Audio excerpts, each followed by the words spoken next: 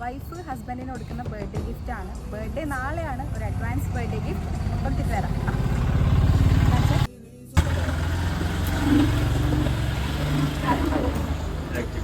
Happy birthday. ആരായിരിക്കും? അല്ല, വൈഫല്ല. ആരാരില്ല?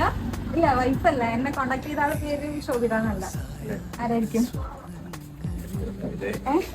അല്ല അല്ല, വേറെ ആരില്ല. വേറെ എന്നാലും പനി കഴിക്കാം. വൈഫല്ല, ശോഭിത എന്നല്ല. എന്നെ കോണ്ടാക്ട് ചെയ്ത ആളെ പേര് ശോഭിത എന്നല്ല. ഇല്ല, നിങ്ങൾ ഗസ് ചെയ്യാൻ പറ്റുണ്ടായി. ആള് കണ്ടുപിടിക്കില്ല നോക്കാം.